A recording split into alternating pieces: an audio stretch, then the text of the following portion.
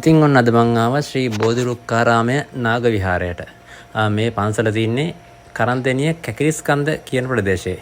ඉතින් මේ වගේ ලස්සන කුරුඳුවත්තක් මැදින් තමයි මේ පන්සලට යන්න තියෙන්නේ. තාම පන්සලේ වැඩ කටයුතු සම්පූර්ණම ඉවර වෙලා නැහැ. ඉදිකිරීම එහෙම ඔයාලට පේනවා උඩින් චෛත්‍ය ලස්සනට පේනවා.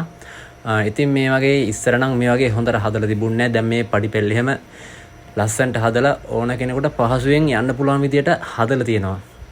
ඉතින් බලන්න යන්න තියෙන පාරත් මාර ලස්සනයි. ගොඩක් ප්‍රසිද්ධ නෑ මං හිතන්නේ මේ පන්සල. ඉතින් ඔයාලා ගිහිල්ලා බලන්න.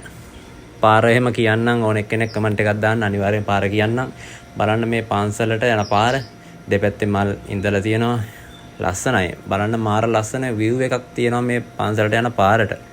බලන්න view එක. පන්සල උඩට ගියන් පස්සේ තවත් ලස්සනට view එක තියෙනවා. ඉතින් මේ වගේ ස්වභාව සෞන්දර්යාත්මකව මේ වගේ පන්සලක් පිහිටි තැනකට ගිහිල්ලා බලන්න කොච්චර ආසයි හිතෙනවද?